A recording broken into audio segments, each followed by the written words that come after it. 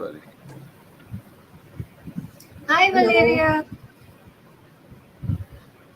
Hello, Hi, nice Valeria. to see you. Hello. Nice to see you all. Oh,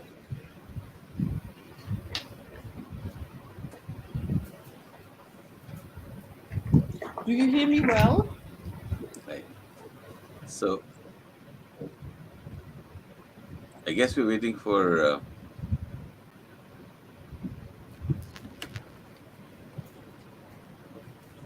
Hello.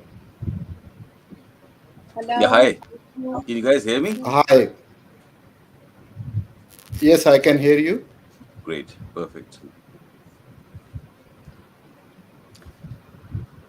So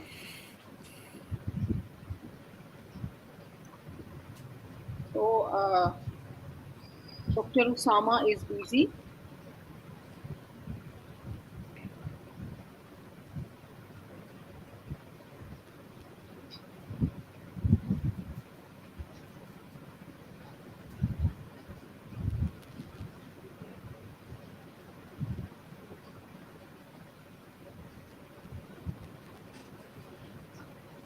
Okay, Dr. Usama is not here right now. He's in the middle of the stroke case. So, we will start our session and maybe he can join later on. So, can you hear me clearly? Yes, we can.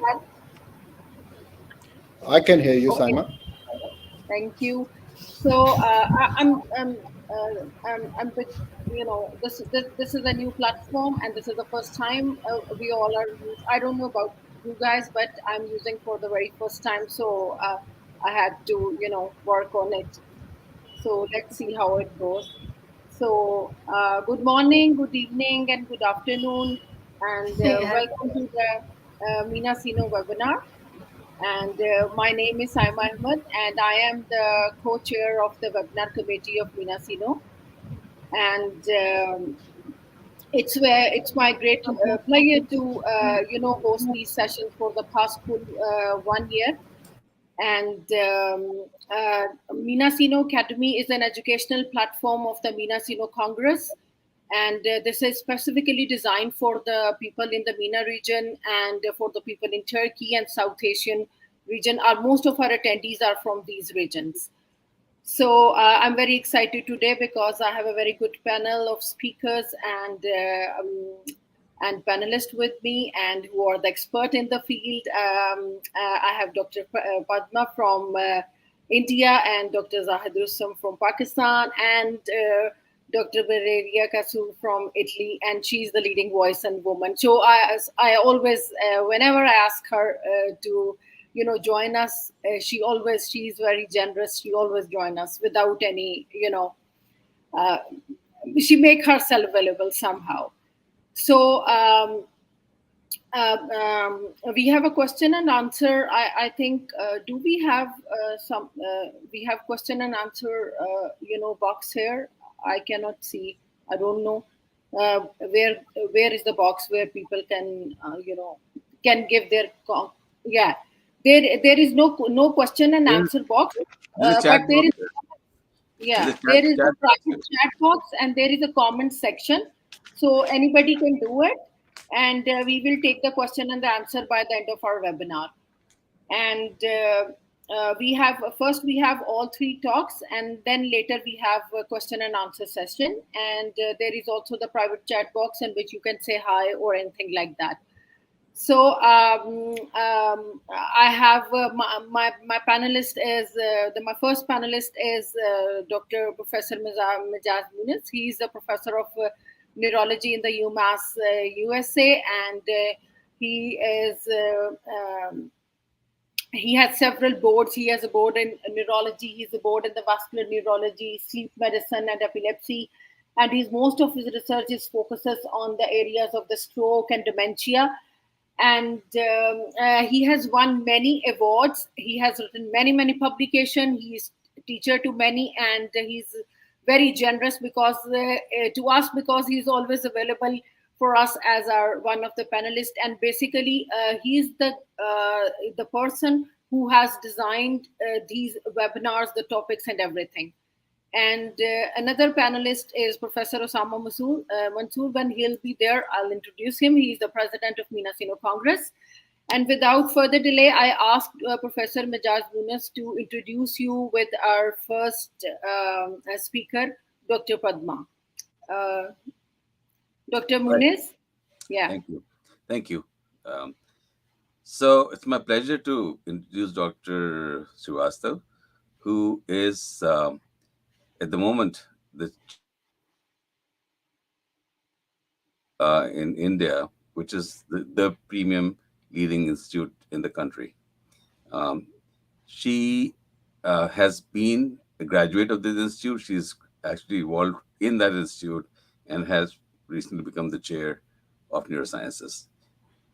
Dr. Srivastav was the first person to initiate TPA in the country, and at the cost where there was the drug was costly and it was difficult to implement. She somehow got some free samples and managed to institute the first few TPA cases at All India Institute of Medical Sciences, which led to a escalation of that, and then finally, it became more widespread in the country till TNK came on the scene and everything was switched to TNK. Dr. Srivastav, of course, has been a leader in the field, and she has uh, developed a stroke registry in India, which is very important. She's heading that. She has won a lot of different distinctions and awards in the country and outside, um, including the Padma Shri, which is a very highly named award in the country. And she has a lot of publications. Needless to say, she has over 300 publications, and is on the member of she's a member of most of the important committees in the country leading to healthcare. And so that's Dr. Srivastav. And I don't know, I could go on for a long time, but I think I will hand it over to her at this point to um, give us a talk. The reason I wanted to have this thing is that it was a conversation that I had with her a long time ago, where I asked her, "What is the rehab situation?" And she said, "Home rehab." And I was horrified. I said, "Home rehab?" And that's how this topic came around. So I really want to understand how post-stroke care is handled in India and in Pakistan, as well as in. Thank you so much. Thank you so much, Dr. Majaz. I mean, um, it's an honor, it's a great pleasure to connect. And if I could share my screen, um, How do you do it? let me see where, share what. There's something called present here. Does that work? This is, there's a share Present. screen, and then there's a share screen, but it doesn't show my desktop. So, um, this is also funny. Can someone tell me how to share my slides? See this? I don't know whether this present. There's a button here called present, right? See that? Yeah. So upload files. I've got the upload files here. Hmm. Let me see.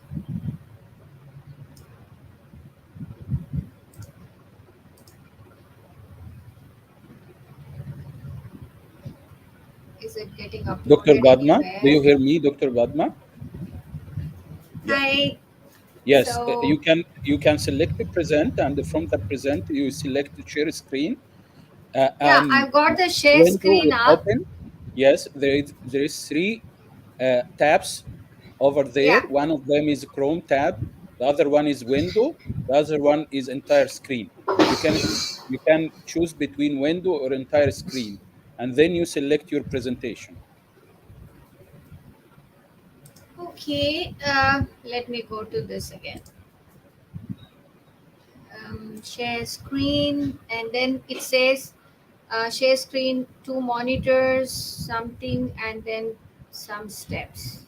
Okay, I don't know No, these steps. in the Yeah, in then there are Chrome tab, window, and entire screen. yes, you can choose entire screen if your presentation is ready, or you can choose window and select the window of the presentation from this Then Okay, window. tap on it. so I have a stroke rehab webinar here. Okay, window, and then the window, because I have my slides up there on the desktop. So how do I get that? Yes, from you can select it from window. The From all the all window. programs that already open will appear on the window, and you can select the window that you are going to present. Yeah, I'm But make clicking sure the that the window. presentation is already open. The presentation is already open. Yes. Yes, okay. Presentation is up already.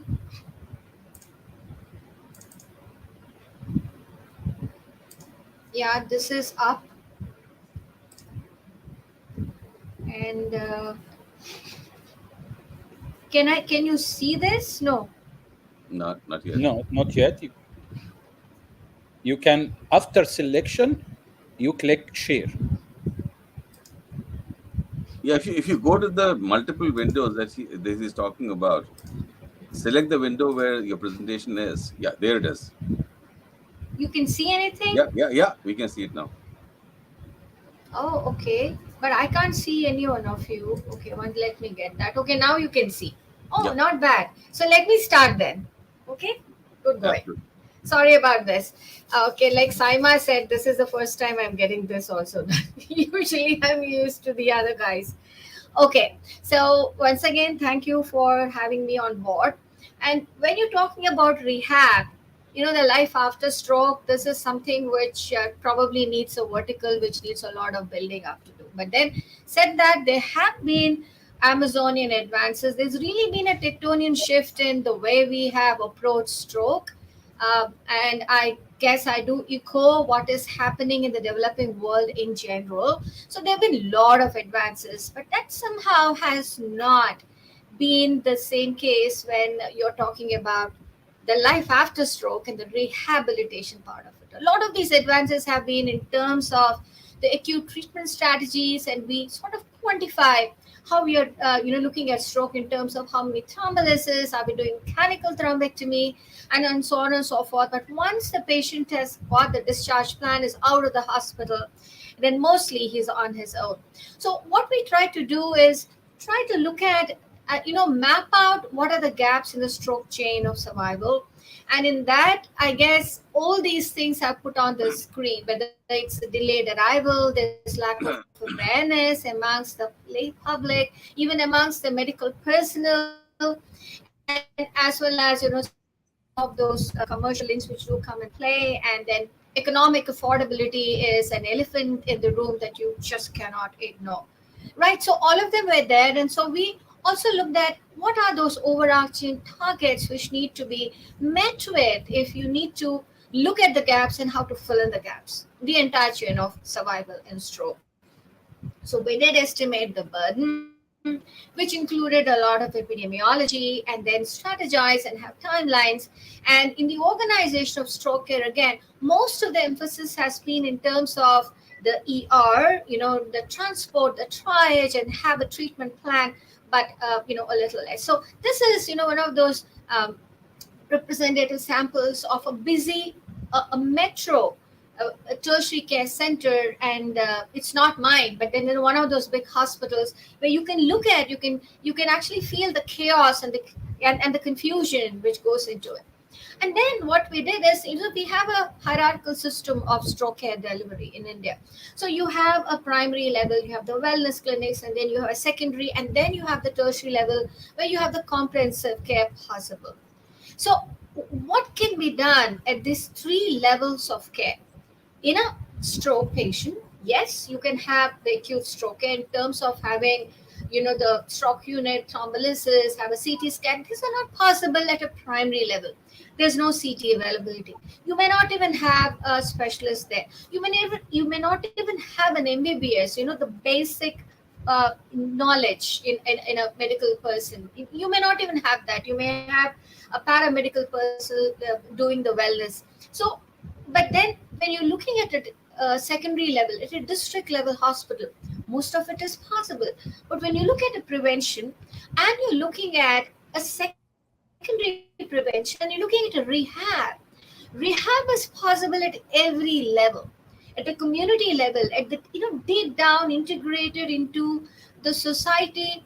A very, what I would say is, in terms of something which which bridges the economic and social and other barriers. You could do that some level. I'm not talking of robotics, but yes, some level of community rehab is possible at a primary level, definitely at a district level, and of course a comprehensive rehab is possible, and it is should be possible at every tertiary level.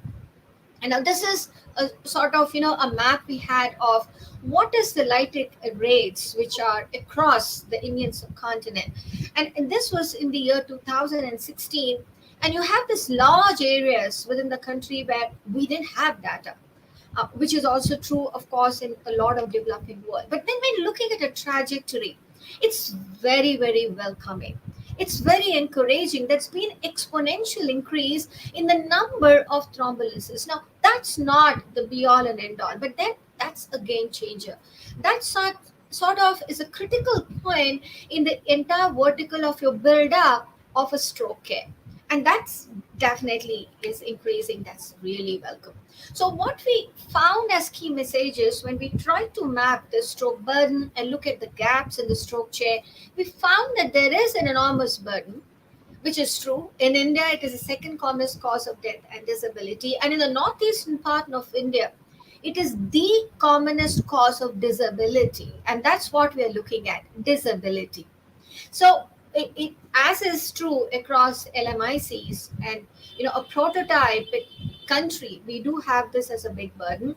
And the common risk factors which are across all NCD. So when you're looking at a preventive model, it is encompassing everything which is preventable in the entire 5 or 6 global NCDs. And the entire stroke care pathway has to be addressed when you have to have a holistic and optimal stroke care delivery systems. And that's what's now been integrated into the Ministry of Health and Family Welfare. We have the National Prevention Program for the non-communicable disorders, which include stroke, diabetes, and cardiovascular diseases. And now, besides the big 5, which is stroke up there, cancer, heart, you have the chronic pulmonary and the chronic kidney disease. We've also now included the non-alcoholic fatty liver disease. So the big 6 as NCDs, and stroke is number 2 amongst them.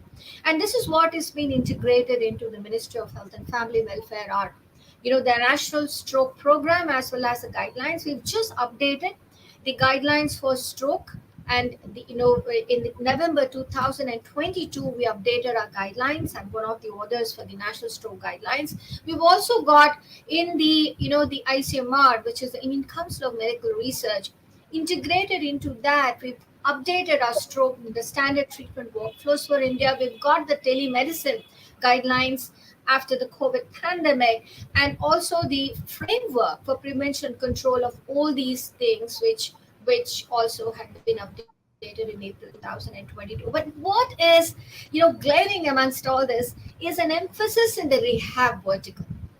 Now that's one vertical where probably you need to have a more focused emphasis, because that sort of becomes sort of diluted in terms of disability. When you're looking at road traffic accidents, you're looking at orthopedic disability, you're looking at a lot of other disabilities, and stroke doesn't shine up as a focus program in any of this chain of survival. So that's something which still needs to be meted up. We also have now the Ayushman Bharat and the Prime Minister's program to make healthcare delivery as a universal health coverage, so that it encompasses a lot of the population within the country. which is below the poverty line and even above in the the average and income the systems. So the stroke packages fortunately now have been included into the Ayushman package version 3, wherein there is a program to deliver the acute stroke care, and we're trying to bring it even the rehab program there. So the NPCDS project, which is the National Program for the Non-Communicable Disorders, needs a lot of in terms of awareness. The trouble here is there is no awareness about once a stroke happens, what next? Of course, even trying to discover that there is a stroke happening, but even beyond that, what would you do? So this needed a lot of sort of uh, telling people those who matter in terms of policymakers and implementers, and that becomes an important system to tackle with as professionals, because you need to bring in these guys to have a national program up and running, right? So we try to do that in different states, in different vernacular languages which would be understandable even to the the public as well as press, in whatever way, whether it's electronic, it is a print media, to be able to reach the masses. So how do we bridge this gap? In a 1.42 billion population and counting, we're big, and that is true for most developed world. We are big population countries. And how are you bridging this? You have 1.9 million stroke patients happening every year, and you barely have 3,000 neurologists for this population. How do you do this? So we actually started off as a sort of experimental project. We took a little state. That's a state, Himachal Pradesh, up there in the north of India, and it's got 12 districts. And the two of those districts are extremely, they are you can't approach them. They're highly mountainous, unapproachable terrain. But the other 10 districts, in the district level, you had a CT scan available, and that CT scan, the CT is a workhorse for our starting to deliver the acute stroke. And what we did is we launched this project in the year 2014, and we trained the district hospital doctors. They need not be neurologists. In fact, the entire state of Himachal has only 3 neurologists, right? So we got in these the emergency physicians, gave them sort of monkey proof strategy of managing an acute stroke, made the thrombolytic drug available, and we started it by a smartphone to a WhatsApp technique. All they did have to sort of transmit this image, and we sort of handheld them. And then lo and behold, when we launched this, we found that the first thrombolysis was actually done by an orthopedician at a district level. And ladies and gentlemen, this really took on, and we had more of the acute stroke treatment done by emergency physicians who were not actually neurologists in Himachal. And this took off. We published our experience in, and then the telestroke model, which is a low cost model. It doesn't require money to do this, and we did this, and now we built in the rehab part into this app, and that's also being able to looked at, being looked at in several states, which includes Himachal. There's a script model in Tamil Nadu, which is a down, it's there in the south of India, which also builds in MI, the acute coronary syndromes, as well as the trauma into the same model. In Punjab, in Kerala, in several states in the south, we've built in even the rehab models into this. And then we have the mobile stroke units, which is an ICMR project. Jairaj, me, and Rohit are driving this in Northeast India, and this is the where the actually how it is. The ambulance is parked at a convenient space where it is easier for public to reach. And it's going on. There are concerns, there are challenges, but it's up there. And more importantly, the vertical which has been now built up is the research part. It's like an NIH stroke net. We have the Instruct program. And this is being, this was launched by Dr. Jairaj Pandian, who's also now the president-elect for the World Stroke Organization. Herein, the Restore was one of those research projects which there was a the results were actually declared in ESOC in 2023. This was the Ayurveda model into the rehab program of post-stroke rehabilitation. This was a negative study, but then just try to look into how you can bring in the indigenous systems of care which are much more available, accessible, and more importantly, they are sort of the acceptability increases amongst the population for rehabilitation. Maybe they can also sort of empower the rehab systems which are already existing. We have another two huge verticals which are up and running.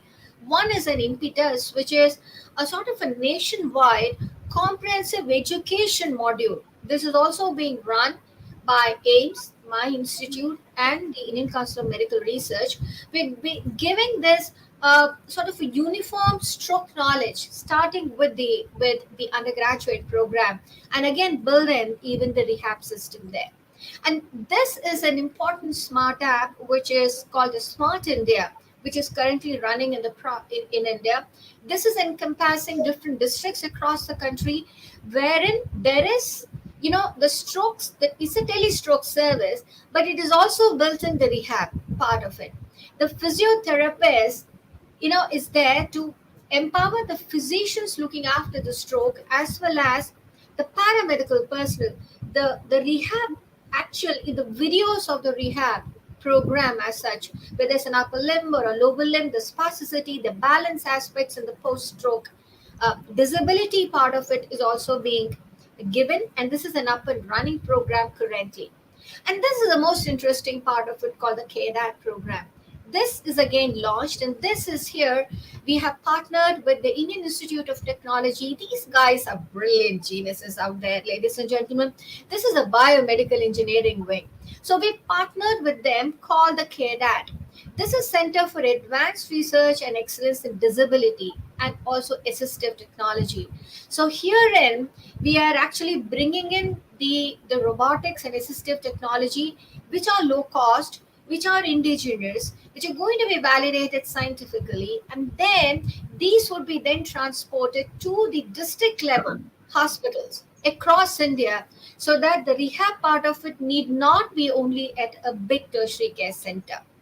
So the risk factor screening and part of awareness is also including the rehab part, and this is ongoing in Ladakh, in Himachal, and I told you about the stroke app.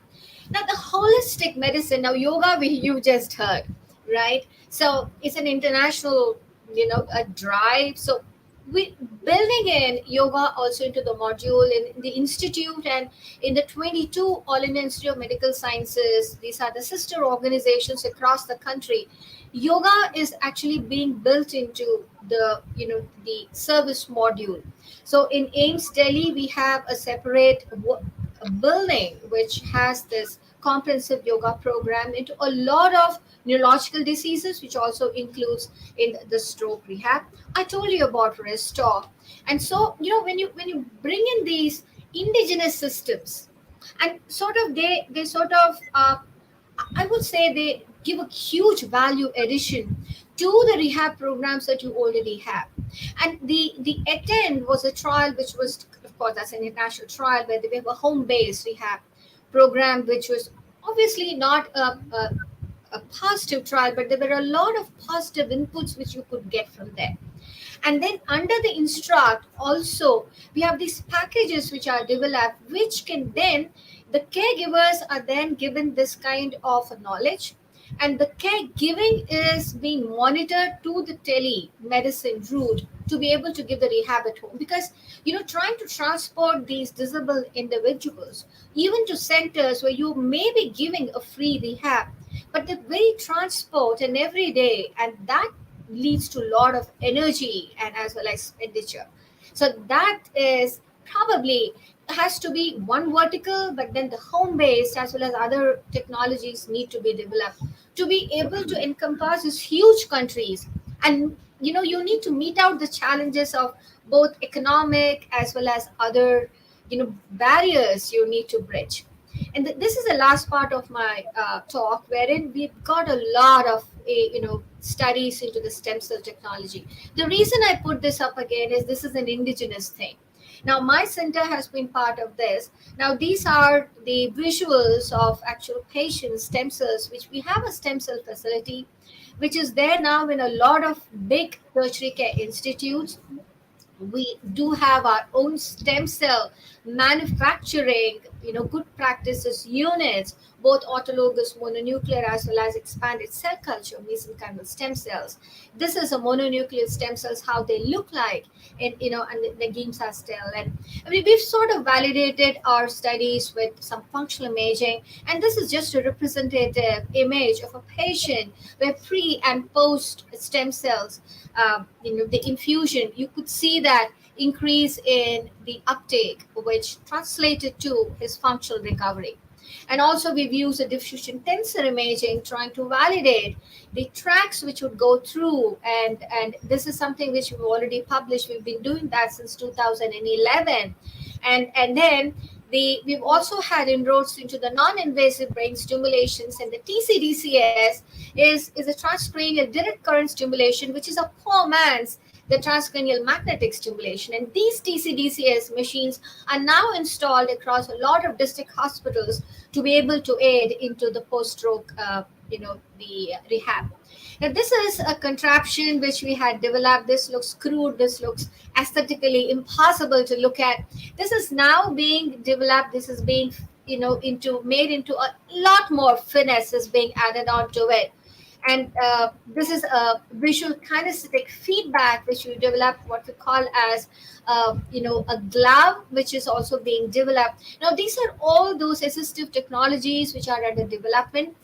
A lot of them have already been patented, and there is a lot of excitement in terms of this partnering which the major institutes are doing with the IIT or the Indian Institute of Technology institutes, and with the biomedical engineering people.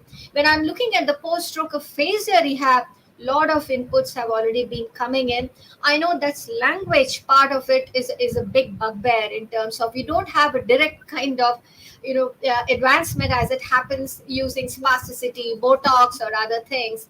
I know Botox clinics have sprung all over, but then I'm looking at a nationwide district level home based rehab, and in that there's a lot be advances which are happening across different ways of dealing with the government, trying to make policies, implementing them, different strategies, including the IITs, developing assistive devices, low cost robotics, all these and more, much more. So, a lot of excitement out there, but a lot of road to be covered still. Thank you. Thank you very much for this phenomenal talk. And it's well organized, and it's very,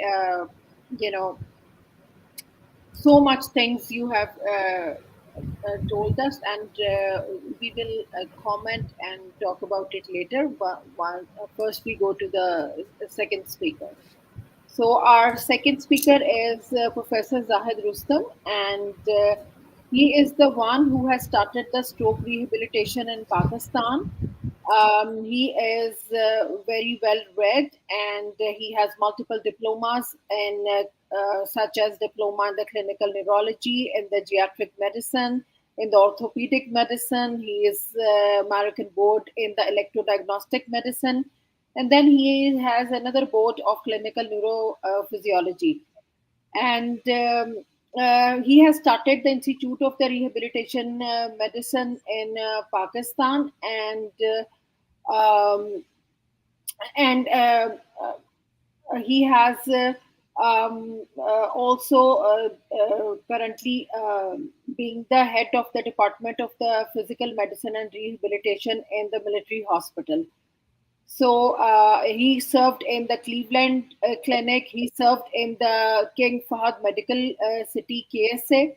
So and worked in the musculoskeletal medicine. So without further delay, we move to Professor Zahid Rustam for his presentation.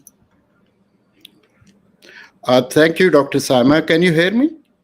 Yes, we can hear you. I'm sorry, once again, you will have to teach me how to share my screen. This is something new, not used to it. Go to Can you present. help me again? Go to present. Sorry. Go to present. So, Hit present, okay, and then it pops up those three bars. The one is the whole screen, one is the multiple screens, and the third one I don't know what it is. But I think just a what minute. worked. Just a minute. So, share screen. I'm on share screen. Hmm. So, select window on your screen. Yep. And So, then if you it's have open StreamYard. presentation, click on it. Mm,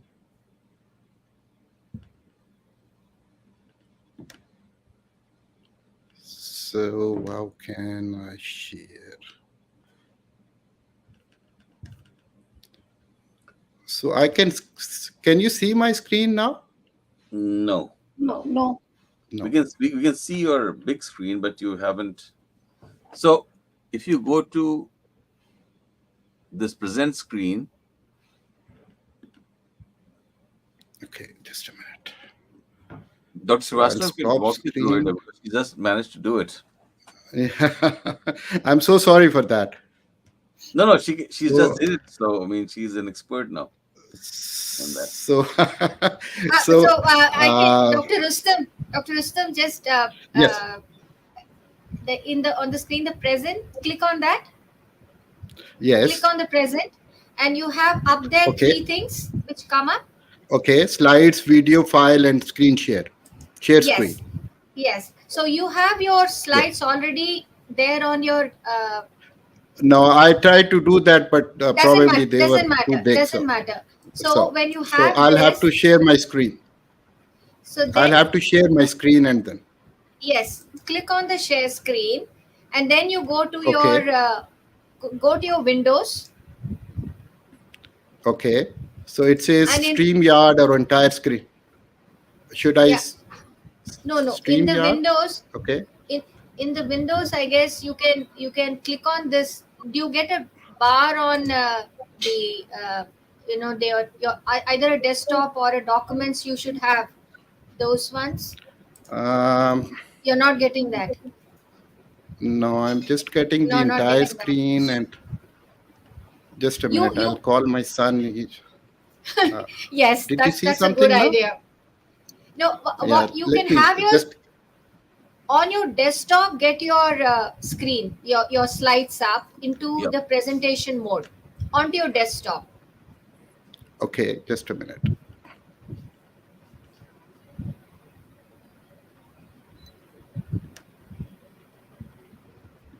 So that's it. Okay, once you have that, I'm now on. you Yes. So it says you have entire screen. yes. So the entire screen, click on that. It should come. Yep. Yes. Oh no, Can you see you were something there. now? No, you were there. You went back. Really? Yeah.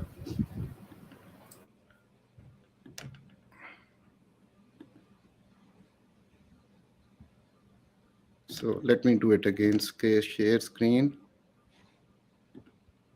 As long as the presentation is open in the presentation mode, once you share screen, it should come Yeah, up. it is. It is. It is. It is.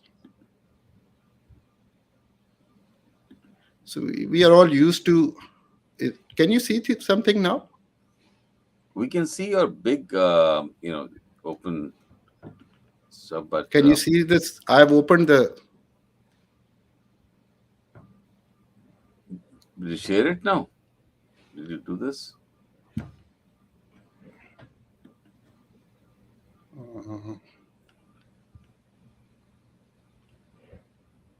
Let me call my son. He's an expert, so he can help me. Okay.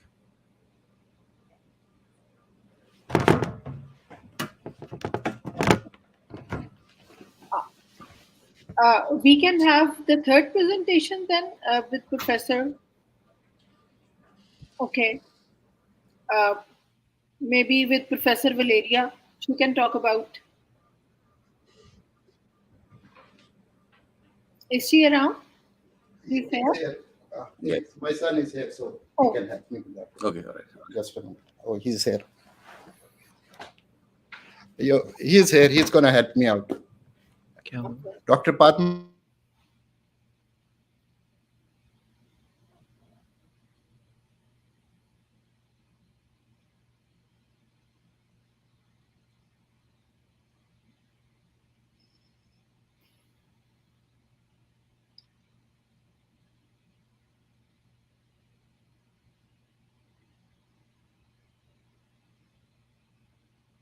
Yeah. Yeah. That. Yeah. Oh, what happened there? You. Yeah. That's the screen. Yeah. Now do it in the presentation mode. Yep. There you are. Thank you. No. No. No. You can't. No, no, he's gonna,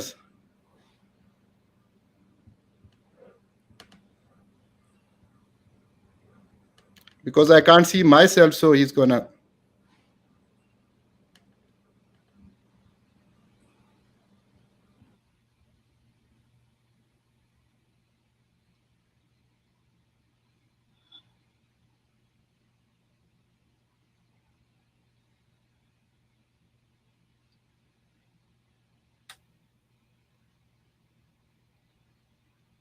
लगा दो. Presentation. Open my presentation. Okay.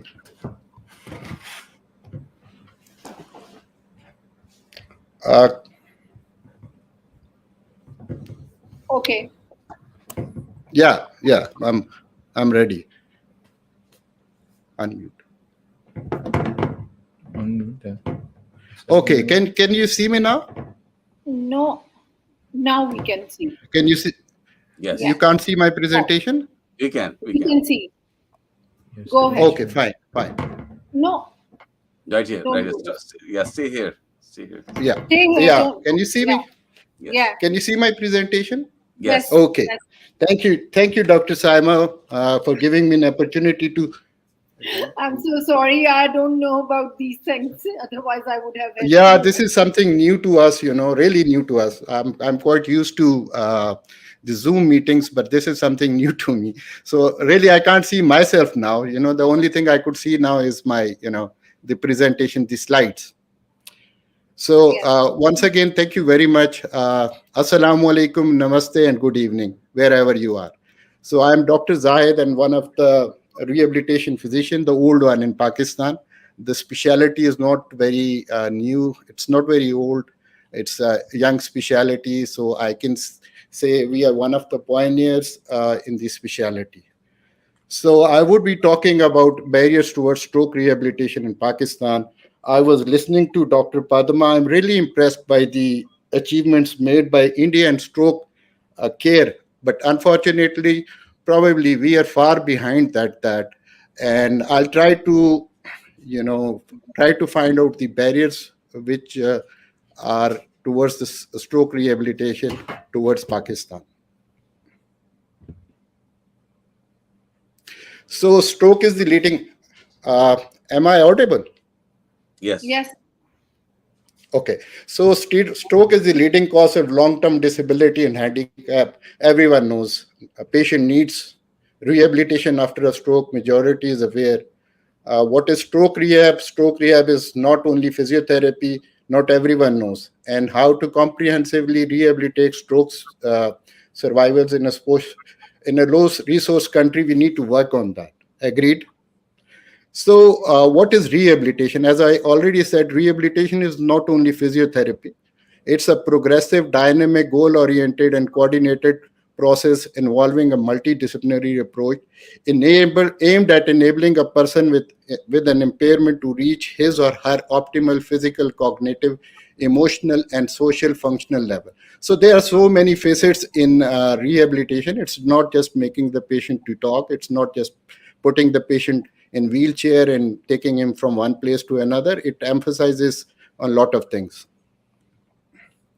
So rehab is not just nursing care. People think it is just nursing care. Rehab is not only physical therapy. Medical stability is mandatory. Not everybody has a rehabilitation potentials. If we admit a patient into a rehabilitation unit and he doesn't have any rehabilitation potential, then we will be wasting time, money, and emotions. And the earlier the program entry into a rehabilitation program, the better are the results. So why stroke rehabilitation? Because 30% of the stroke patients are less than 45 years of age. Stroke is not a disease of individual, it is a disease of family. It has a high impact on quality of life, and there is huge burden on the society. Rehabilitation services are the only mechanism by which functional recovery and functional independence can be promoted in patients with stroke. Even if you do the stem cells or you do the miracles, if the patient doesn't get the appropriate rehabilitation, we can't make him a useful member of the society. So there is a huge evidence that dedicated stroke units and a multidisciplinary team approach results in improved functional outcome, reduced rate of complications, reduced length of stay, and good community integration. Well, talking about Pakistan, we are the sixth most populous country with a population of 230 million. Only 2.9% of gross domestic product GDP is spent on healthcare, which is lower than any of the neighboring country, and it amounts to 38 US dollar per capita. The bulk of the expenditure is directed towards preventing communicable diseases and supporting tertiary healthcare, which is accessed by only 15% of the population. And there is an increasing proportion of Pakistani population which is now living in the urban setting. So we have a three-tiered system. We have public hospitals, we have private hospitals, and we have non-governmental sectors. The public hospitals, I would say, as in many other countries, underdeveloped countries, they are sort of pathetic. They are utilized only by 29% of the population. They are subsidized to make it accessible to all residents. They are very busy with less clinicians and resources to manage the patients optimally. Well, the private sector is widely used. It is a fee for service system. It is expensive but delivered in big setups. But the problem is only few of the facilities are accredited and regulated, but most are unregulated. They are non-medical general practitioners, hakim, traditional spiritual healers, Unani hakims, and bone settlers. Despite having a regulatory body, PMDC, no mechanism to monitor quality of health care given to patients. The non-governmental or charitable services, some of them, they are very, very good, but again, they are limited and they can accept only few patients. Stroke statistics. The exact incidence is not known, but in comparison to India, we get like 350,000 cases new year. It is more than 6% of all the admissions to the hospitals. Mortality rate is pretty high. It's 25 to 30%, and 30% of the stroke patients are less than 45 years of age. This is the important point. Since you all guys, the neurologists, the internal, the diagnostic radiologist, who are trying to save the life of the patients, but the result is almost 50% of the patients who survive stroke, they have speech difficulties, and as many as 63% of the patient can experience mobility disturbances. You are increasing the survival, but such patients, they have reduced mobility and quality of life, and again a huge burden on. So a person like us, a rehabilitation physician, when do a stroke survivor see us? In most of the cases, when he has contractures enough to interfere with decreased dexterity and dependency in ADLs. He has deformities with difficulty in maintaining hygiene, shoulder subluxation with resultant post-stroke shoulder pain, patients presenting with CRPS, muscle wasting and contractures, pressure ulcers, compromised mobility. So this is the beautiful city of Islamabad, where I do my practice. So in order to understand why we get stroke survivors in this shape, let's go through a case scenario, which is a typical case scenario, uh, which I'm sure is a typical case in most of the underdeveloped countries. So this patient, who is 55 years old, he develops sudden onset of weakness, right side of body, along with difficulty to walk at 10 p.m. at night. He's hypertensive and diabetic, and he's under the care of a local general practitioner. His risk factors are fairly controlled. He lives in a village which is 20 kilometers away from main city. He has left his education after 10th grade and works as a watchman in the village. His wife is 48 years of age, and she's a known asthmatic, lives with him in a small house owned by them. One of his son, who has done his bachelor's, is working in Islamabad, is earning around 20K a month, while the other son is studying in 10th grade. Their house is free of stairs and two bathrooms with Indian type commodes. Both the sons have mobile phone with access to internet. With the income generated by father and son, the family is just meeting the ends. So management. This is how the typical management occurs in developing country. Thinking that the patient has just weakness, family offers milk, which the patient is unable to tolerate and develops cough. His GP has already closed his clinic and family has no means to reach him. The family eventually decides to take him to a bigger hospital in the morning due to non-availability of appropriate transportation. As Dr. Padma said, that it's extremely difficult and expensive to transport these patients on a daily basis to bigger hospitals. So on a reaching to the hospital, the picture shown by Dr. Padma, it is similar here. The patient has to wait for 2 hours, and he's then sent for a neurology consult. The neurology consult is done by a second-year resident who, after examine, orders passing NG tube and Foley catheter and asks the family to get few blood tests and a CT scan. The family, after giving blood samples, take the patient to radiology for CT scan, where they are told that the CT scan is out of order, and however, they can assist the family in getting early CT scan from a private hospital across the road if they are willing to pay 5,000 rupees. CT scan done reveals an acute ischemic stroke involving correct MCA territory. Baseline investigations are within normal limits. The patient was admitted in neurology ward. Vitally stable with NG and Foley catheter in tube in place. Neurologically, he has right seventh nerve palsy, and he's able to obey 2 to 3 stage command, but was unable to speak, and he has right hemiparesis. Patient was discharged home during morning round by the consultant, keeping in view his medical neurological stability, and by looking at a ward which is full. He was advised to follow up at 1 week from now. He was advised to continue same medication with addition of a statin and a low-dose aspirin. The patient was not satisfied with the treatment, so they decided to consult a neurologist in private clinic. Neurologist in the private clinic endorsed same medication with addition a few multivitamins and a vague advice on NG feeding. On specific question about the outcome of the condition, the family was told that he has been started with medication and he will get better by will of Allah. The patient was advised a follow-up at 1 week. After 1 week, there is no change in neurology. The patient was medically stable. However, the patient was pointing towards his right shoulder, probably because of pain. He was advised same treatment with the addition of analgesic and a follow-up at 2 weeks.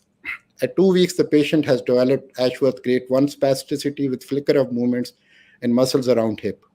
Although patient was hemodynamically stable, but he looks weak and wasted. His NG tube was removed after he was tested safe for swallowing by one of the residents by conducting a bedside swallowing test. Patient was prescribed a laxative and the family complained of constipation. However, still no advice was given regarding the catheter.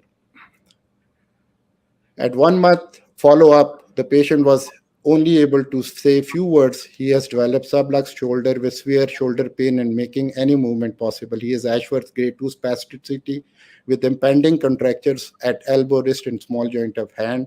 He has grade 2 by 5 strength in proximal muscles of right limb, but he is unable to stand or walk without assistance of two cares. The neurologist add tablet baclofen and tizanidine and asked to see a physiotherapist at a nearby rehabilitation center. At rehabilitation center, the patient is seen by a physical therapist who ensure him that he will get better if he gets physical therapy for at least 3 months on daily purposes. Patient was neither referred to rehabilitation physician or occupational therapist or to SLP. Patient advised the patient was advised that it is better to see the physiotherapist in the clinic or hire him for the home services. So the family who was already under habitat, believing that their patient will get better with physical therapy, hire the physical therapist for home services for a service charge of rupees 1,000 per day. 1 month after initiation of physical therapy, there is improvement by grade 1 in muscles of lower limb. However, patient still needs maximum assist in ADLs and transfers. There is minimal improvement in function of upper limb and post-stroke shoulder pain. Keeping in view the insignificant improvement with physical therapy, the patient decides to halt physical therapy despite all the assurances by the physical therapist. The family has now decided to go to a well-known Hakim, which is a quack around 500 kilometers away from their home, as suggested by their family member. So, what is the end result? An individual who was once a useful member of the society is now bedridden, requiring maximum assist in performing activities of daily living. He has multiple contractures, spasticity interfering with position and hygiene. He is malnourished due to inappropriate feeding and has significant difficulties with communication due to aphasia. He is depressed with frequent spells of crying. His spouse is physically and mentally exhausted because she is her 24/7 caretaker. His son, who was previously employed, has left his job to take care of his father. As a result, the family has further plunged into financial crisis. His primary physician still assures him that he will get better if he keeps on taking medication and regularly follow up with him. The family has lost the faith in medical system and now looking for alternate ways of treatment. So let's critically analyze this case. I don't know, this is a typical scenario in Pakistan. I don't know about other countries, but I'm sure we are pretty same everywhere. So let's do a critical analysis. So I think the first step is lack of info by family despite having to access to electronic and social media regarding symptoms and signs of stroke, whether there is an emergency treatment, TPA is available. SIMA and their team, they are working on it. And I'm sure very soon we'll be able to disseminate this information like India is doing to our patients that, now free treatment in the form of TPA is available in many of the cities. So they don't have any idea about immediate treatment and efforts on outcome. They don't know about the emergency ambulance service, which is 1122 in Pakistan, and they have hardly any idea of early and comprehensive rehabilitation in acute phase. But I don't think so that this is, a big mistake on their part. So emergency, as Dr. Padma said, there is no tri system. There is no availability of dedicated neuro-emergency departments. The equipment is either short or it is overused and remains out of order most of the time.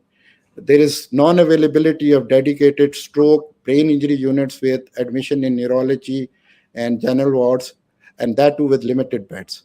Only medical treatment in neurology ward without any referral assessment by rehabilitation team or by PT or SLP. My apologies first, because I think most of the team here is from neurology, but I think in countries like Pakistan, there is a lot of, I would say there is, the neurologists, they have to do a lot of things in order to have a good outcome.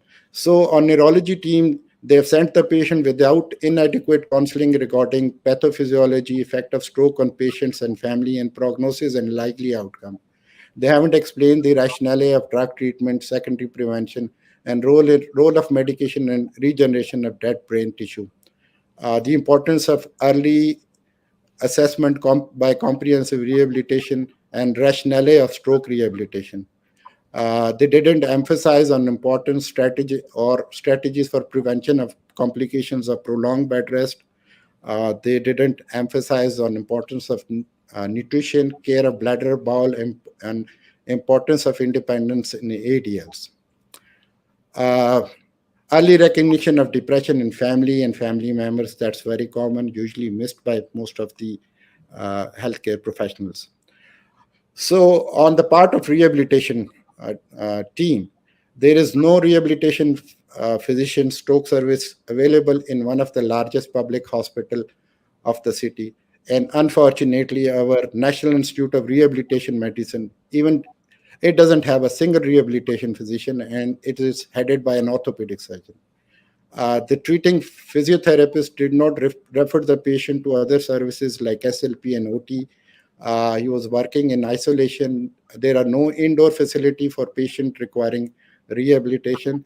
Well, most of the countries will not be having any indoors for patient requiring rehabilitation. There's hardly any concept of home-based, community-based rehabilitation, and if at all it is available, it is in the form of a paid physical therapist for home services. So this brings me to the barriers towards stroke rehabilitation in a country like Pakistan. So stroke is not on government agenda. There's acute shortage of neurologists, acute shortage of rehabilitation physicians, incomplete rehab teams, inadequate guidance of patients' family by treating physicians, abundance of quacks, and unawareness of importance of early stroke rehabilitation. So, but what I believe, if we rearrange them, rearranging them to find out what we can do at our part. So, I think these are the most important factors, or these are the factors, at least which we can work on, at least to improve the stroke rehabilitation services in our country. So, let me discuss them by one. The first and most important challenge in stroke rehabilitation in countries like Pakistan is lack of awareness regarding the value of early coordinated multidisciplinary stroke rehabilitation to improve functional outcomes and community reintegration of stroke survivors. I think anyone, starting from those who do TPAs and those who do interventions, they would like their patients to reintegrate into the society. And if they are not sent for early rehabilitation, uh, these things wouldn't be achieved. Physicians in general are unaware of the value of stroke rehabilitation because disability management as a subject is not either to undergraduate medical students or even to the postgraduate residents in Pakistan. Most of the physicians, unfortunately, they still equate rehabilitation with physical therapy and some form of exercises instead of a multidisciplinary teamwork. So I don't know how common is this in India and other countries, but in Pakistan, the rotation rehabilitation medicine is compulsory in neurology training. But many residents either they don't consider it important or do not have a center to do a rotation. And even where stroke rehabilitation services are available, like in armed forces, a referral is either never made, it is delayed, or only directed to a physiotherapy. So instead of involving rehabilitation position professional at an early stage, patients are usually kept in medical ward, as in our case, for a few days until they are medically stable. And in majority of cases, particularly in public hospitals, patients are usually discharged home with vague advice about doing exercise. Do some exercises at home and performing massage of the limbs or to attend physio department and outdoors. So the next important step, which is a barrier towards stroke rehabilitation, I think it's very common in all the low resource income countries. So it's a good God wills approach. Allah ki marzi parmashwar ki iksha. So the general public considers stroke to be an incurable disease with permanent disability and do not seek an early or no rehabilitation consult. The sporting family environment, which is sometimes an hindrance in regaining independence by a stroke patient. Serving the elderly, especially when disabled by illness, is considered a social obligation and a religious duties. Many of the attendants, usually the son, they would leave their jobs only to increase their financial burdens. So next barrier is shortage of rehabilitation physician and incomplete rehabilitation team. The estimated number of trained rehabilitation medicine physician in the country in Pakistan is around 80, and majority of them they are serving in armed forces with only a few working in the public sectors. Physical physical medicine rehabilitation is not thought to be a attractive specialty because it is not taught in undergraduate studies. There are no vacancies for specialists in public hospitals. It is considered to be a financially non-viable specialty, especially in private sectors, which I don't agree at all. And it is considered as a referral-dependent specialty. Only in a few institutions in the country have necessary components and services, including appropriately trained rehabilitation physician to provide multidisciplinary stroke rehabilitation at one site. Almost all of them, they are in major cities in private sectors, highly expensive, and do not have an outreach community rehabilitation program. Most of the rehabilitation centers in country are physiotherapy centers offering only the physical therapy instead of multidisciplinary stroke rehabilitation. Unfortunately, most of the physio they market themselves as doctors and rehabilitation specialist consultants due to poor health regulation and work in isolation, deceiving the general population. While there is abundance of physical therapists, the number of other stroke rehabilitation physicians like occupational therapists, SLPs, orthotists, they remain low, making comprehensive rehabilitation of stroke survivors impossible. This is further complicated by easy to access home based physiotherapy, as it is common practice to hire a physical therapist for daily exercises. As Dr. Padma said, home exercises are more convenient both for family and physical therapist and less expensive than the cost and effort associated with daily transport of a stroke patient to the facility. These home-based exercise programs, they mostly consist of application of EMS, hot packs, range of motion, and passive stretching exercises in addition to some gait training. While this approach might facilitate some aspects of stroke recovery, other important components such as comprehensive management of spasticity, neuropathic pain, post-stroke depression, occupational therapy for upper limb dysfunction, speech therapy for communication and swallowing, and bladder management are not addressed. Functional outcomes in many of the patients remained underachieved despite many months of home based physical therapy, and most of them would remain wheelchair and bedbound despite many months of regular home based physical therapy. Believe me, these physical therapists, they will never tell their clients that, look, the patient has achieved his plateau, nothing more is going to help. They would like them to hire them for rest of their life. So, low on government agenda. Healthcare as a whole is low on government agenda. Stroke is not included in a national health survey.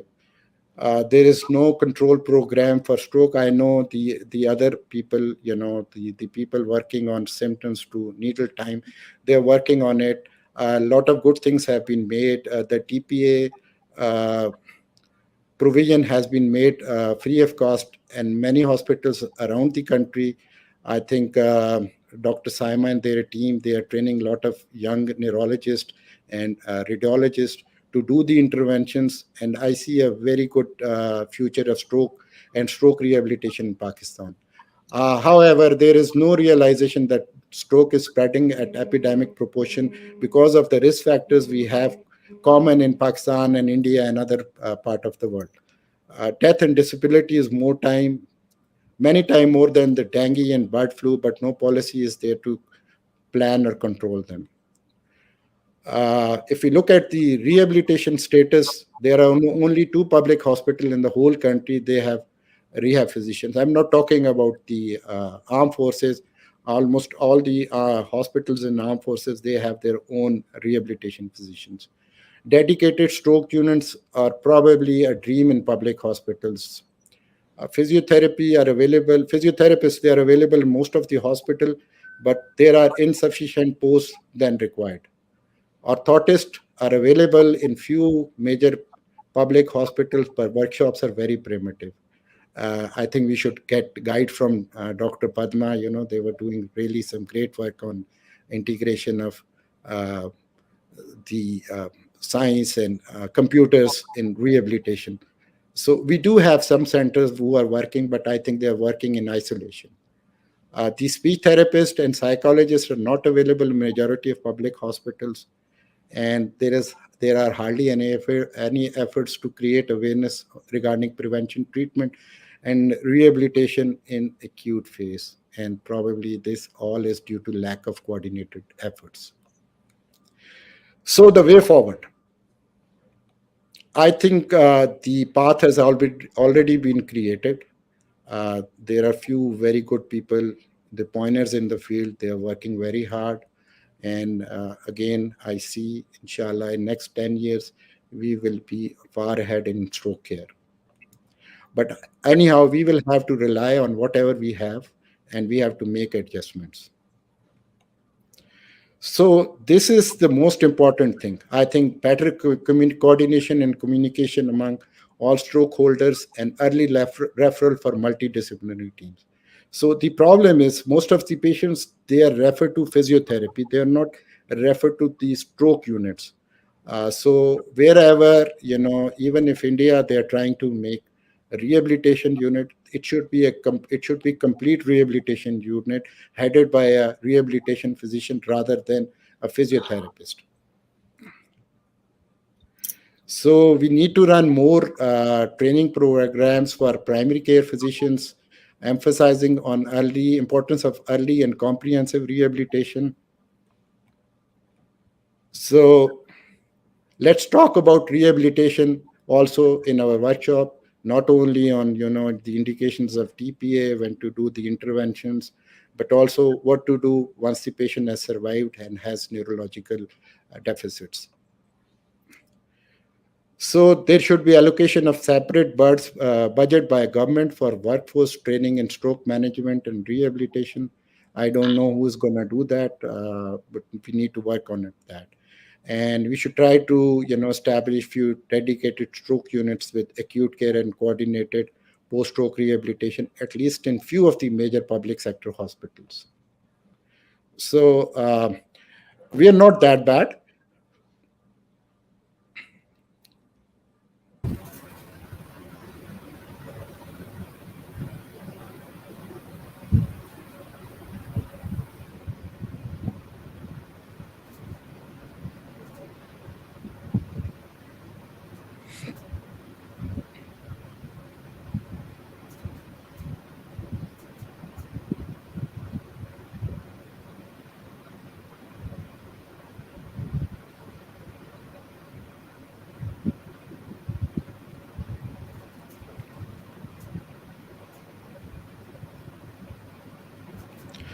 Well, this is a luxury, and not everywhere in Pakistan you'll find these centers. I had this center, and this is I think this is one of the best center in the country because it is providing a comprehensive rehabilitation.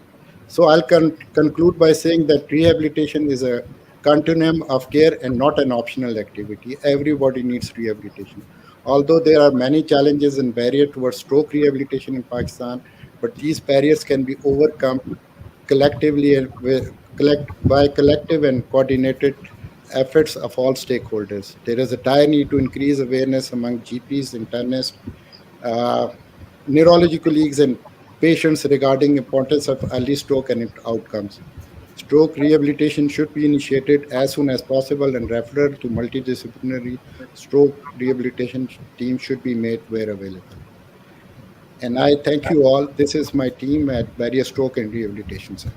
Thank you very much. Thank you very much for this detailed account. And we have a long queue of questions. So first of, we go towards Professor Valeria Kasu for her presentation, and then we take up all questions and answers.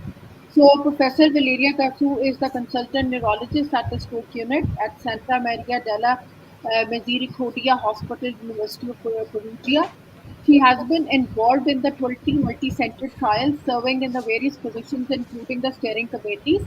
She is currently actively involved in the international research projects on heart and brain, intracerebral hemorrhage, and acute stroke treatment. She has made primary interest the treatment and prevention of stroke in women. She has won many, many, many awards, and she was the ex-president of the European Stroke Organization and co-chair of the European Stroke Action Plan, member of the ESO East, and she has done more than 300 articles, and her H index is 53. We are very happy to have her, and she'll be talking about the specifically about the rehabilitation neglect related to the woman. That why the women are neglected in the rehabilitation. Do you see my screen? Uh, Yes, I think we do. yeah. Wait a moment, but I think I'm not okay. Now you see the full screen? Yes. Okay. So thank you very much for inviting me. I will be very short because so to leave some place for the discussion. So as Padma already said, we heard this. Everything is clear when we talk about thrombolysis and thrombectomy, and we have a lot of, let's say, national guidance for stroke care prevention in many countries. And there is probably, and you know, also WHO now has put alteplase as an essential drug in the essential drug list.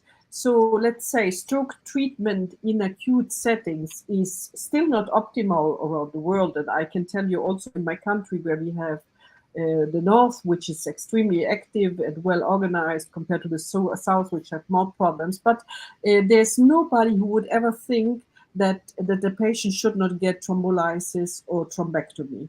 But there is such a gap. So what we do in enable with this implementing all the strategies, also especially for rehabilitation. You know, Padma said this very well. It's a chain of recovery, and the chain of recovery starts before calling the emergency. We have to have our patient in stroke units, and stroke units is still, and you heard this, is what really delivers the stroke care. And we already start to have acute rehabilitation. Sometimes we have, for example, refugees in our stroke units. And still in the stroke units, I can provide them some rehabilitation. The issue starts when this acute stroke period is over, because nobody would pay for a refugee, because what is emergency is covered by the state, because this is humanitarian support. But after this, often patients who are not covered will not receive rehabilitation, even if it is for free in my country. So this is the continuum of care. You will ask me why I'm starting from here, because to make you understand that I'm a woman, and I'm clearly aware of the fact that women are difficult patients. And believe me, every day I have to struggle with my ladies to get them to lose their weight, to get them to do more exercise, to get them to stop smoking. Because when I say to a man, stop smoking, if not, you will have another stroke, he will stop. If I say it to a lady, she will look at me and think, oh, this doctor, she does not know what she's talking about, because she does not know my health. She does not know my body. I can deal with this. So it's very, very, very difficult to deal with female patients. So to put her, let's say, in the moment that you put her in the emergency setting, everything is so quick, everything is fine. Already at the third day, the problem starts, and especially when then to send her to rehabilitation. And think about the different types of disabilities we have. We have often motor impairment, cognitive impairment, which is much higher in women, not only for the fact that women tend to be older, more urinary incontinence, more dysphagia. Let's say language, we know that women are much better to recover from aphasia because, as my colleague said, looking at me with some very, very, not very nice way when looking at me, your broca area is so broad, so you will never have problems with aphasia after a stroke. But still, we are as patients, for us, especially for us women, it's important. And think about when a woman has only a facial paralysis, what it means, the impact on her face, the narcissistic, let's say, I don't know the English word, looking at herself, she will not find her as she was before. And this is absolutely very difficult to care with. And we have more epileptic seizure, neuropathic pain, which is often underestimated in women. Listen to this woman who is always complaining. It's not like this. It's scientifically true that we have more neuropathic pain after stroke. And you know that we have this very beautiful, everywhere we have this proclamation, what is post-stroke rehabilitation, the healthy strategy that aims to enable people with health condition experience or likely to experience disability to achieve and maintain optimal function and interaction with the environment. So this is something you saw in in the previous talk, how difficult it is to create, and the sensation of frustration after a stroke, leaving the fancy stroke unit and then going to rehabilitation. The sense of loneliness is much higher in women compared to men. And we know, especially in European, I can talk more about my reality because I live in Europe and I see my female patients, they tend to be older, poor, and I will show you why. So it's very difficult to deal with them, and the sense of defeat for women is much higher compared to men. So normally these are, let's say, what we asked our patient to, we offer, let's say, that normally we tell them that the nervous system is adaptive, plastic, and can, let's say, also the brain of our patient undergoes changing. But it's true. But then there's something that we still cannot manage, how much we want to manage, because the attention, the motivation is different in men and women. Probably the women are more, how can I say, dedicated, accurate to follow the exercises. But when you look at the outcome after 1 year, men and women with the same, let's say, neurological deficit they had after stroke, the outcome is much worse, is worse in women compared to men. This is what we have in Europe. You know, there is some comparison, and still Italy is extremely good country for rehabilitation because it's for free. After your stroke onset, clearly when you have passed the period of the 3 months, many costs are covered by out of pockets. We are saying there's an outpatient rehabilitation done by the national services, but when I ask my patient, they say it's a drama because they wait for months to be called and so on. It's not like we wanted to think it is now. So, and this is, I invite you to read about this, that still there is, let's say, what we had this report on how to organize rehabilitation. The team we have the team of the rehabilitation clinic. And the interesting thing, again, talking about my topic, now the rehabilitation, if you look at the rehabilitation, there's always a female session. you find, let's say, the hot shots in Europe or in the US are mostly women. So we are probably more prone to take care of chronic patients, but still, even if we are all women, the perception of our female patient is not that they feel safe. And this is another point that need to be addressed in the future.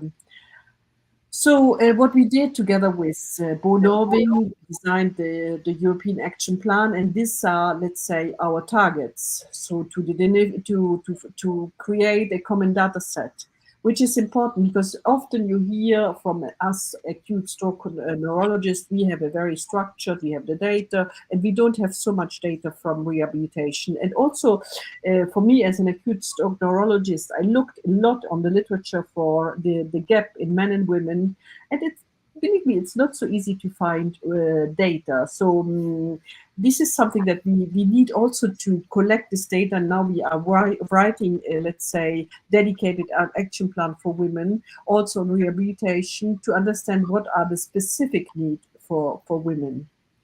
So, just what I told you, what are the specific needs for women all over the world? And here, what I told you, we have less mobility, less possibility to have self-care. We have less possibility to go back to our usual activity, more pain, more anxiety, less mobility. And you see, this is something that it's from 3 to 12 months.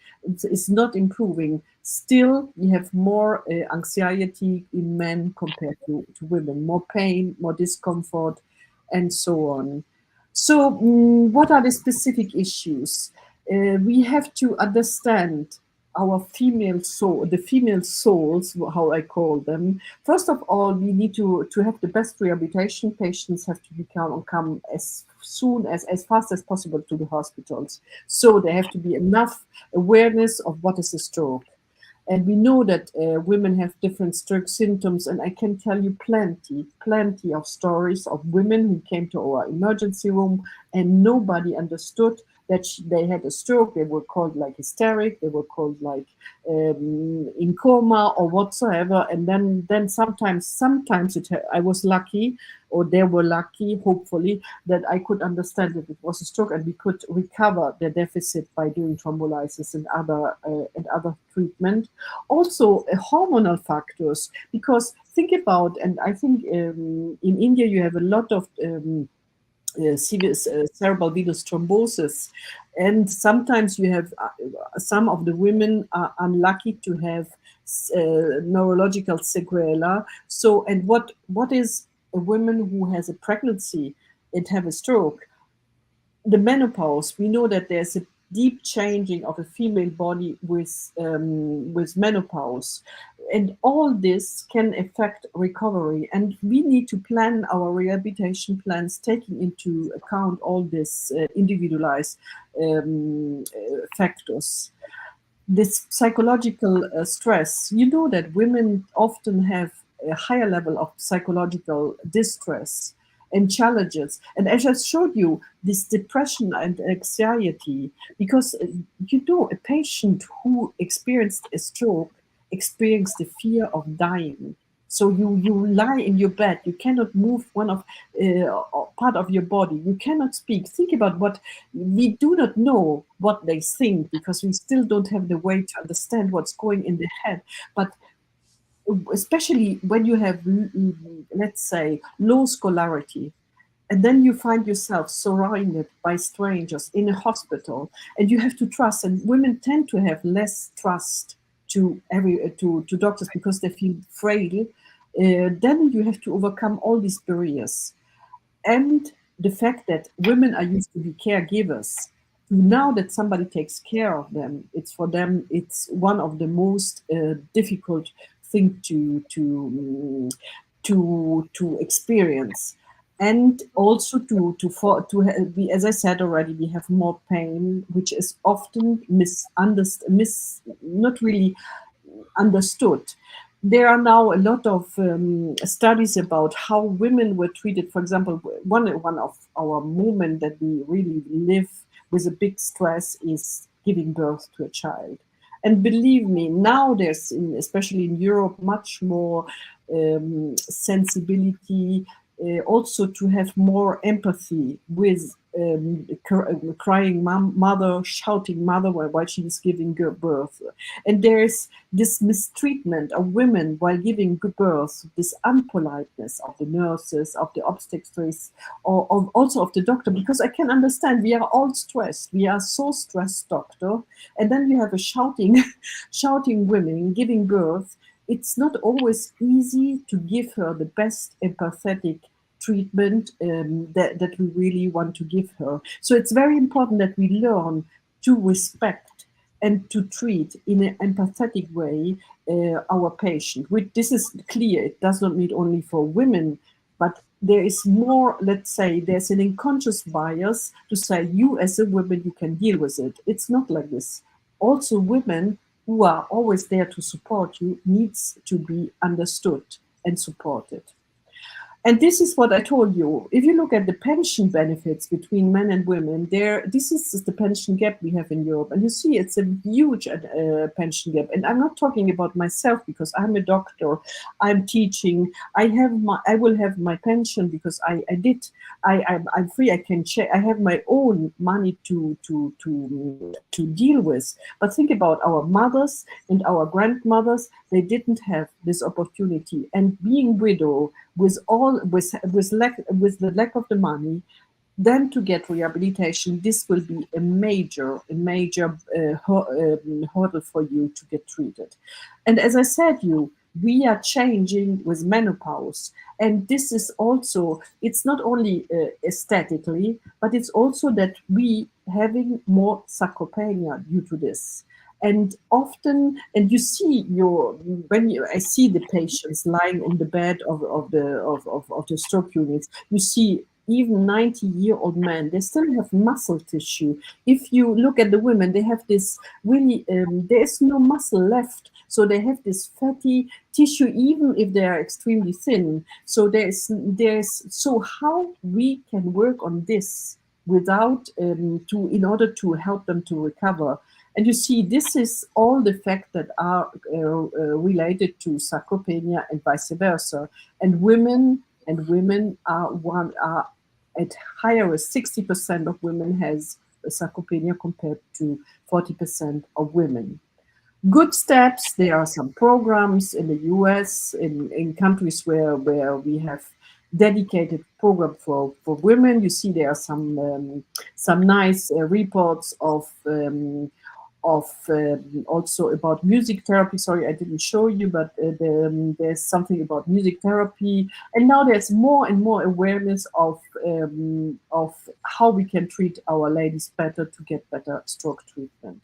And this is clearly, you talk me about, and I listen to you very carefully. You say there is a gap already in giving rehabilitation, but closing this gap, be aware that you can start already from involving these issues, because this will improve. Because in a state where the women's health is, where women is healthy, the whole society benefits, because she is a mother, she's a sister, she's a wife, and she can support the whole family structure.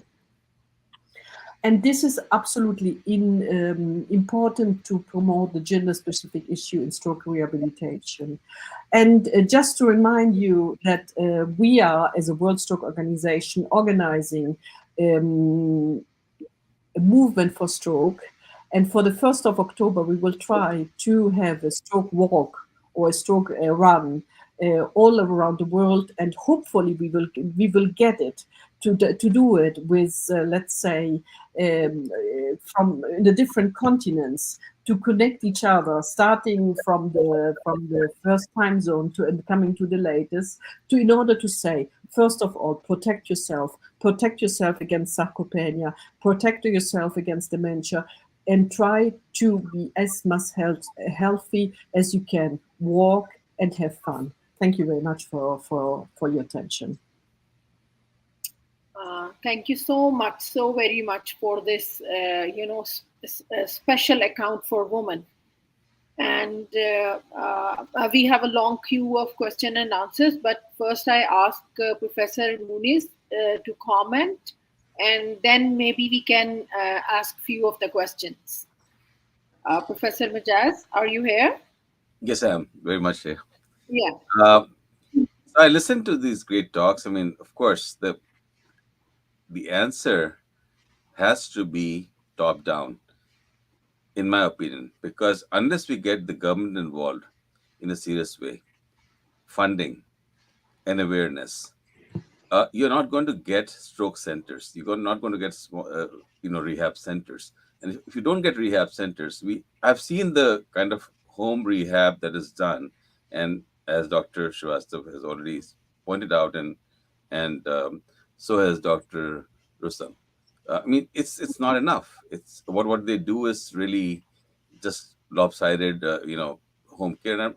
And I'll be interested in seeing what is the actual difference between outcomes in established rehab centers versus this home care center program, which is something that I definitely plan to pursue with Dr. Srivastav in the near future in India, hopefully.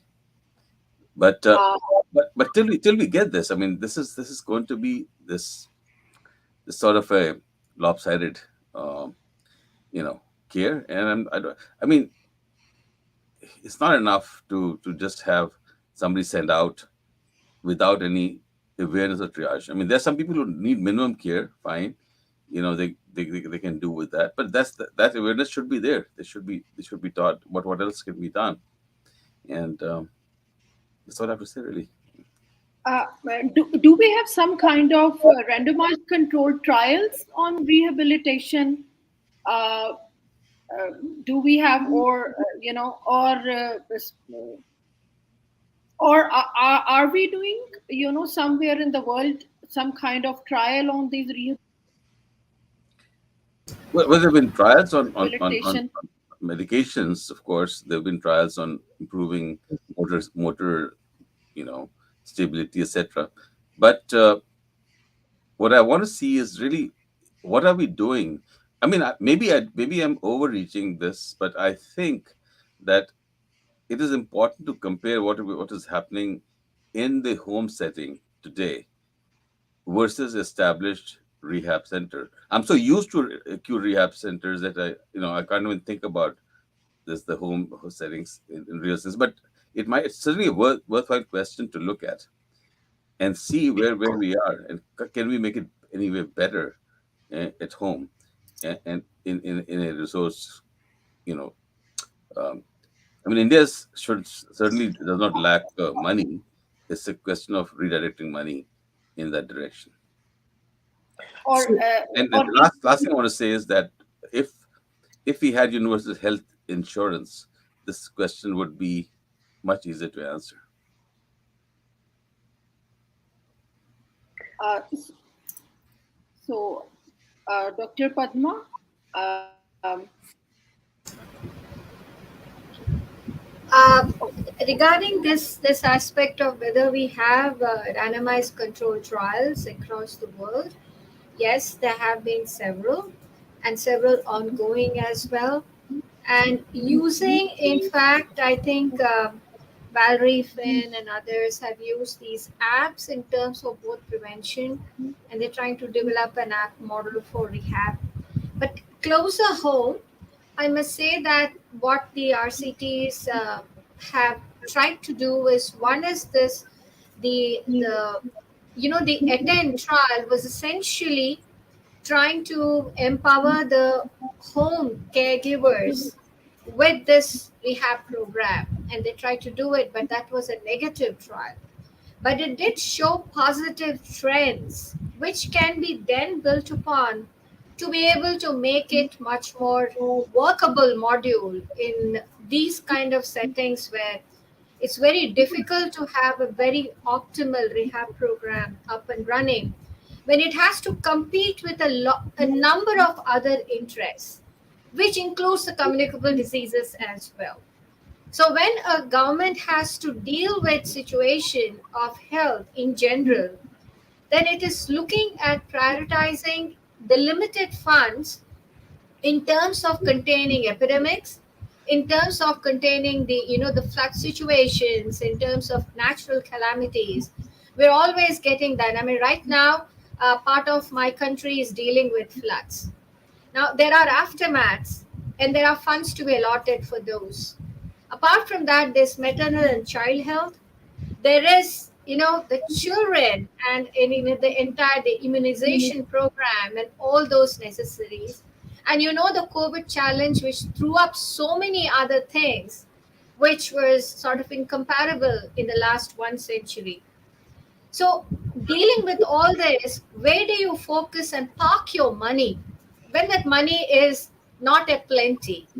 And that is true for anywhere, in all, in all the countries that we are dealing with. Even in the developed world, you will not have surplus funds to be, and we do not have the luxury of that. So we need to prioritize and park in probably. With all these things in mind, now, disability in the rehab is not relegated to just stroke. We are also dealing with road traffic accidents, we're dealing with orthopedic situations, we're dealing with 100 other things, and we're dealing with, in fact, when the maternal child health is not optimal, we're dealing with cerebral palsies. A lot of children who are born with disabilities. But when you develop this program of trying to address disability, it can then encompass a lot of disabilities across the board. But when we're talking of stroke, I think that the stroke chain needs to be really, really powerful. Because when you prevent and when you actually dealing with a stroke properly, then you're left with a little disability to deal with.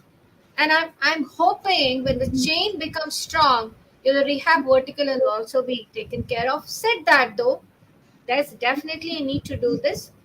Recently, as I said, in ESOG, the Restore trial was, talked about in the plenary session, and that was amalgamating Ayurveda, which is one of those conventional models. That again was a negative trial. But then when you do this, you will also identify the limitations, and maybe then you can sort of then improve upon them, because you can't do away with hakims, you can't do away with your or the systems which are in place. Quacks are different, other systems of care are different. So we need to we can't say that everything is quackery when it comes to systems of care which is beyond allopathy. Integrate the right science, and I think holistically, like we're integrating yoga, you integrate those systems into rehab, it should also, I think, work out in a way. But I think home based is something which we really need to work upon. And as Dr. Muniz had said, I think we can have, in fact, a multinational module, if that can be developed in all those systems where home based makes a reasonable alternative, while the other verticals of exotic systems can be developed. Now, what I've seen, Dr. Rustam's, is an amazing, tertiary care module. I wish we had more such systems. In India also, we have few of those existing, but a lot of us may not be able to afford that, and more importantly, access those systems. So we need to have other systems also in place. Home based is something which can be applicable if we find a right module which develops. So yes, I think uh, some trial needs to be, and we should find the right funding agency which can do that for us. Yeah. Now, there is a question for Dr. Kasu. What lessons can be learned from the approaches and strategies employed in developed countries that could be applicable and adapted to enhance the stroke rehabilitation in developing countries? Thank you very much for this question. I think this is as you heard it. It's one of the challenge, because as always we have the knowledge, we know what is working, and for example, now we have what we are doing now is trying to move rehabilitation in let's say virtual reality setting, as you said already, apps, and reducing, let's say, the admission to hospitals to the very severe cases, in order to reduce infections, because we have all these nosocomial infections now. So the very severe stroke to be rehabilitated in let's say in settings, in intensive settings, because they need nurses, they need speech therapists, and trying to move many of what we're doing, minor rehabilitation, also when you think about cognitive rehabilitation, because now we have a lot of young patients who recover very well by recanalization, but they have still aphasia, they have still some neglect, they have some cognitive issues which are difficult to be measured. So they come, we call them walking, let's say, I don't want to say, they have, let's say, they have some left cognitive disabilities which are not measured. So what we do, these patients need to be supported also outside the hospital. And I think the artificial intelligence, because everybody of us has a smartphone, if not two. And if we move more on artificial intelligence, I think this can be a good solution for our patients. It's not optimal, but still something in more that we can offer them. Do you see any difference between the reported? This is my question. Do you see any difference between the reported outcomes of after the rehabilitation, and if the person is in some standardized system of rehabilitation, or some person, the difference between the outcomes, or some person who is coming to the rehab on and off, but uh, being consistent somehow, uh, compared to a person who is in the standardized conditions. Uh, is there any difference between their outcomes, or Dr. it's Saima, very I would like to comment on that. okay? Yeah. Dr. Saima, there is a huge difference between, somebody getting rehabilitation comprehensively at an early stage and somebody coming to us with all those complications I have shown. So there are hundreds of studies showing the better outcomes when patients are rehabilitated in a real setup, which encompasses all the facets of a disability. So I don't think so that we can compare somebody who's coming for rehabilitation on and off to with someone who is been into a rehabilitation setup. He's been looked after. He's been his progress is being analyzed on a weekly basis. The barriers are recognized. You can't compare them. I don't think so. There is any comparison between somebody who gets rehabilitation at a rehabilitation center and somebody who's being rehabilitated, even at home. Just let me add few more things, like for regarding the home-based exercise program. Well, I think having the stroke dedicated stroke rehabilitation units, I don't see them in many years to come. In countries like Pakistan. So we need to focus on the home-based rehabilitation program. But the only thing is, the home-based rehabilitation program, the physiotherapists, they are being hired. They keep on going. As I said in my presentation, even after months and months of rehabilitation, the functional outcomes, they're very poor. So we need to analyze, despite getting a home-based rehabilitation, what are the barriers that these patients, they don't get integrated into the society. So what I believe is, it's the poor quality of physical therapy which is being given to them. It's the greed. They keep on making money from the patients. For months and months, they are not taking care of other issues like speech and speech, bladder and bowel issues, the pain, the depression. Since they're not being monitored by a physician or somebody who knows a little about everything.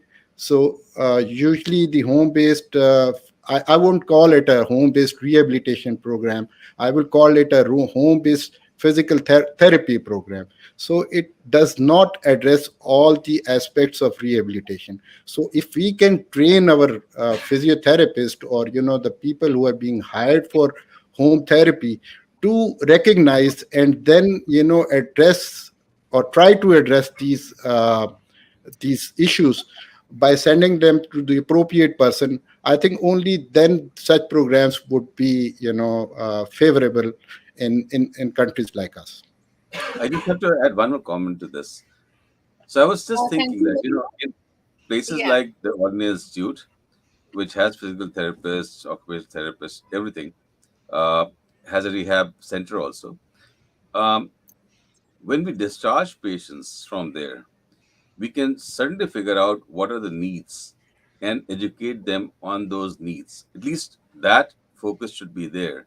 I mean, I'm sure Pakistan can also have the same sort of thing. When you discharge patients, you at least understand where things stand, and how best they can be addressed. And you can advise them, okay, get these following services in place when you are home, and work on them. I mean, I don't see what the problem with that is. That just I, what it tells me is that there's a lack of you know discharge planning in an adequate way. Dr. Manis, let me add few more things. My problem, as a rehabilitation physician in country like Pakistan, is not getting the patient at a stage where he is complication free. My problem is seeing the patients when they are full of complications. Hmm. So that's why in my talk I have emphasized a lot that the primary physician, the internal medicine people, and even the neurologist, you know uh, they should talk about the pathophysiology of the stroke and the likely outcomes, and at least they should guide the patient to see a rehabilitation physician, or even a physiotherapist in time, when the patient hasn't developed any complication. Once the patient has developed the complication, that it becomes extremely difficult. I So agree with as I was discussing the barriers, I think the biggest barrier is not sending the patients by the first contact physicians to the rehabilitation personnel in time. that's what I was saying. Exactly what you're saying. I mean, I'm not talking about coming to a rehab center. I'm saying that when they're being discharged from the hospital, uh, you can have By neurology team by or the rehab team. neurology, or by any other, if they're not neurologists, if they're hospitalists, whatever they are in the system, uh, there should be an adequate counseling of what is required. So at least we have a package of what needs to be done. And all right, if they're going to spend resources at home, where should those resources be directed? Should it be physical therapy alone? Should it be this? Should be that? Should be speech therapy? Or I mean, when one can develop a resource based discharge plan, in which people, like you said, and like Padma said, the same thing, that you are sort of sending people out and they're just doing physical therapy, and that obviously gets everything else gets the whole process. So that's what I'm saying, that a proper discharge planning can at least be the first step in going forward. I totally agree with you. Whosoever sees the stroke patient, if they can discharge and at least refer them to the right person, I think this is going to solve half of the problem. Right. Now, I will Saima, ask. Saima, can I leave? It's 10:30 in the night for me. My Yeah. whole family has No, gone to bed, and they're yeah. all looking at me very, very, with tragic faces. When are you going to bed? Yeah, I'm asking you the last question from all speakers, and then we'll wind up. I'm sorry for this lengthy one, but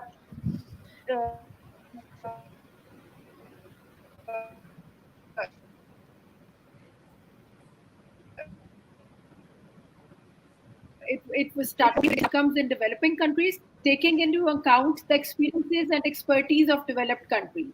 This is the questions from one of the attendants. So this is the last question. Come again, Saima. I lost you in the middle. What was the How can question? how can international collaborations and partnerships contribute to improving the stroke rehabilitation outcomes in developing countries, taking into account the experiences and expertise of developed countries. Yeah, Collaboration. I think that's a fantastic question, and I think that what I would say is that the developed world actually has handheld a lot of stroke movement in the developing world.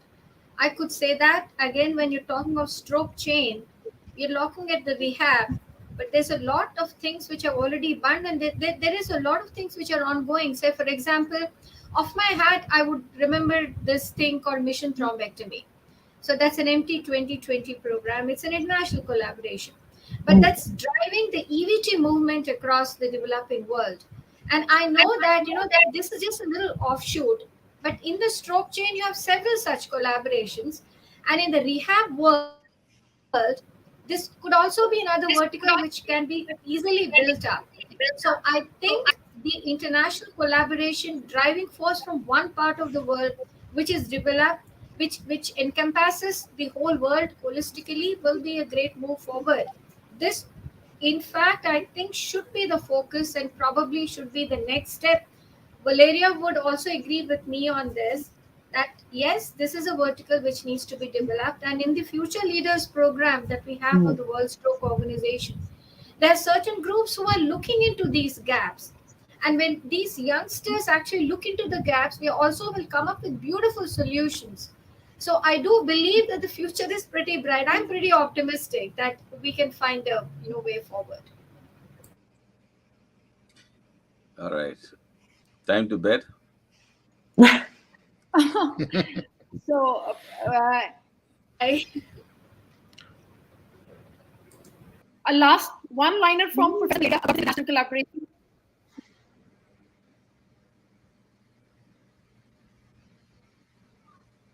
I don't hear. Oh. Anything? Can you, Maybe you can add to it and then we'll go.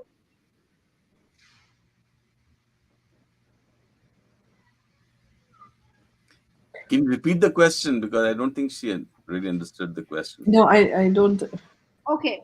It's how can international collaborations and partnerships contribute to improving the stroke rehabilitation outcomes in Mm. developing countries? It's important. I think when we talk about international collaboration, we learned a lot. We should learn, as Padma said, from Mission Thrombectomy, because this is, let's say, the first step in acute setting, which is easier to do. It's much more difficult when we're talking about rehabilitation. But think about the fact that now, for example, we will have the conference, the WSC conference, the World Stroke Conference in Canada, and we focused a lot on rehabilitation settings because we believe, as World Stroke Organization, that this is an unmet need. You see, there will be two pillars. One is hemorrhage, which is another unmet need for our stroke patient, because we did a lot for ischemic stroke, and rehabilitation. And governments like to see champions, and especially in countries which are neighbors, there should be important collaboration, because when you say India is doing better than Pakistan or vice versa, it's something that the governments feel because you are neighbors. It's clear when you say in Germany they have the best rehabilitation, okay, which is easy because there's a long lasting history of stroke treatment, and even for us as Italians it's difficult to compete with the Germans. So we create a kind of internal competition in our continent, which helps, because when you say there's no money, I agree. In only partially, because it's how the government want to spend the money.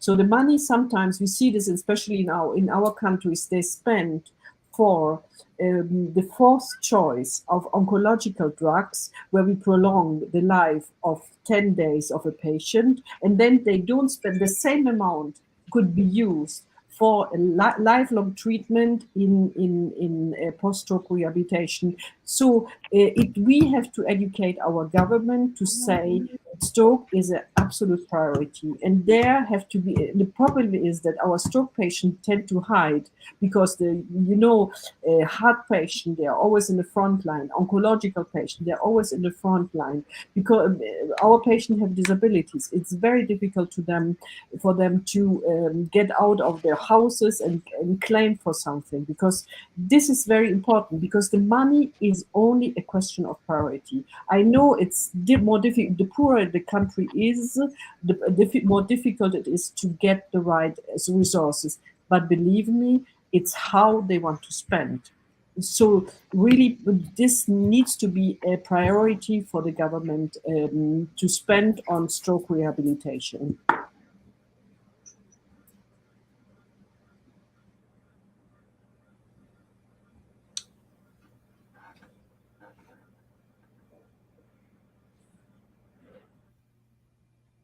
All right. On that, thank you, everybody. I think on that note, shall we